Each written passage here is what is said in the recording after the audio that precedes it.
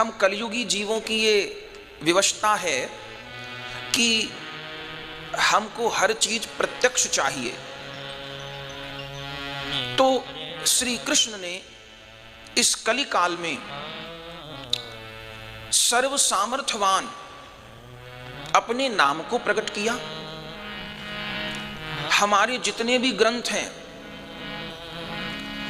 सारे वेदों का सार पुराणों में व्यक्त किया गया और समस्त पुराणों का सार 18वें पुराण श्रीमद् भागवत जी में कहा गया। श्रीमद् भागवत जी में 18,000 श्लोक, लेकिन उन श्रीमद् भागवत जी का भी सार भागवत जी के अंत में, बिल्कुल अंत में 18,000 श्लोक भागवत जी में, तो भागवत जी का अंतिम 18,000वां श्लोक कौन सा है? नाम संकीर्तनम यस्य सर्व पाप प्रणाशनम प्रणामो दुख शमनः तम नमामि हरिं परम। ये भागवत जी के अंतिम श्लोक। अर्थ क्या है? नाम संकीर्तनम यस्य सर्व पाप प्रणाशनम। जिन राधा गोविंद का नाम संकीर्तन, नाम जप जीव के समस्त पापों का नाश करने वाला है। प्रणामो दुख शमनः, जिनको प्रणाम कर लेने पर अर्थात शरण में चले जाने पर, शरणागत हो जाने पर, प्रणामो दुख शमनः, प्रणाम कर लेने पर समस्त दुखों की, दैहिक, दैविक, भौतिक समस्त दुखों की निवृत्ति हो जाती है।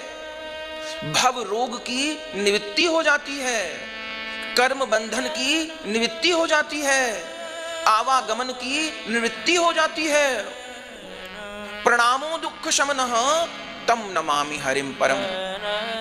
उन श्री हरि को, उन राधा माधव को हम प्रणाम करते हैं। इस श्लोक पर भागवत जी का विश्राम हुआ। तो अर्थ क्या हुआ? सारे वेद, सारे उपनिषद, सारे पुराणों का सार तो भागवत जी, और भागवत जी का भी सार।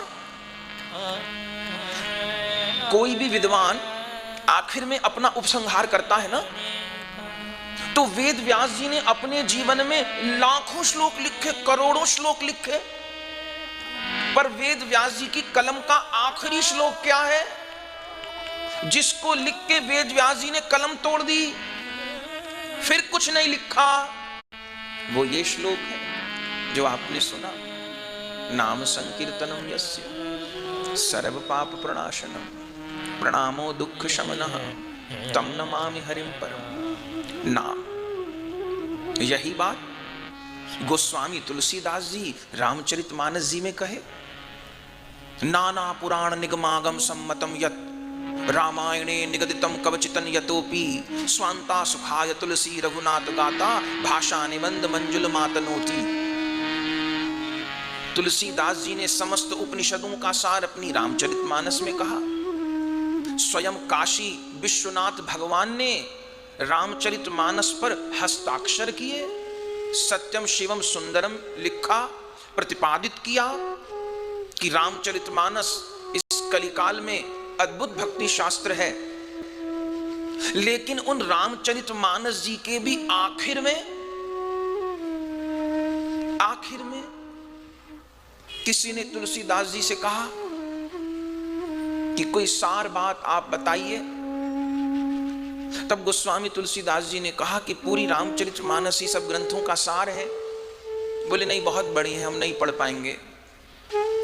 गोस्वामी जी ने कहा तो पूरी रामायण नहीं तो सुंदरकांड का पाठ कर लो, वो तो छोटे हैं। बोले नहीं, वो भी नहीं हो पाएंगे, 60 दोहे हैं, कुछ और कम। बोले तो अरण्यकांड का पाठ कर लो, और छोटे हैं। बोले वो भी नहीं, समय लगेगा। अच्छा, तो बाल कांड के प्रारंभ में नाम वंदना का पाठ कर लो। नाम वंदना, वंदऊ नाम राम रघुवर को, हेतु कृषानु भानु हिमकर को। नहीं नहीं, वो भी अधिक है। तो नवधा भक्ति का पाठ कर लो अरण्य में से। नहीं, वो भी नहीं हो तो आखिर की 3 चौपाई रामचरितमानस की, माने सारे ग्रंथों का सरलार्थ सारार्थ रामचरितमानस। और उस रामचरितमानस के भी अंतिम पंक्तियां क्या है? राम ही सिमरिए गाइए, राम ही संतत सुनिया, राम गुण ग्राम ही ताहि भजहु मन तज कुटी लाई, राम भजे गति के ही नहीं पाई। राम ही सिमरिए गाइए, राम ही संतत सुनिए, राम गुण ग्राम ही। इतने बड़े गुरु ग्रंथ साहिब, इतने बड़े गुरु ग्रंथ साहिब, 50,000 बार राम नाम आया, हजारों बार गोविंद नाम, गोपाल नाम। सिख गुरुओं की वाणियों का संकलन कबीर दास जी, नामदेव जी, सूरदास जी, त्रिलोचन जी, रैदास जी, इन सब महापुरुषों की वाणियों का संकलन ही तो श्री गुरु ग्रंथ साहिब है। उन गुरु ग्रंथ साहिब का भी अंतिम शब्द क्या है? मितर सखा सब छड़ गई, कोई ना निभयो साथ, नानक ऐसी विपद में एक टेक रघुनाथ। किसी ग्रंथ को उठा के देखिए, नाम और नाम और नाम। तो इस जगत में अपने को नाम सुलभ है, लेकिन उस नाम से रूप की, लीला की और धाम की प्राप्ति नहीं होती हमको। क्यों? क्योंकि नाम और नामी अभेद है, ये भरोसा नहीं हो पाता। नाम के प्रति जो ममता होनी चाहिए, जो आसक्ति होनी चाहिए, जो जप और कीर्तन में जैसी प्रवृत्ति होनी चाहिए, वो हो नहीं पाती। तो नाम से रूप का, रूप से लीला का, लीला से धाम का प्रकाश नहीं हो पाता। जब नाम और नामी को अभेद मानकर, नामा अपराधों से सावधान रहते हुए जब नाम का आश्रय होता है, तब रूप और लीला का प्रकाश होता है। तो नाम, रूप, लीला, धाम चारों एक हैं, पर इनमें हमको 2 सुलभ हैं, 2 सबसे अधिक दयालु हैं, नाम और धाम। हम चाहें वृंदावन जा सकते हैं, अयोध्या जी जा सकते हैं, चित्रकूट जा सकते हैं। नाम और धाम हमको सुलभ हैं।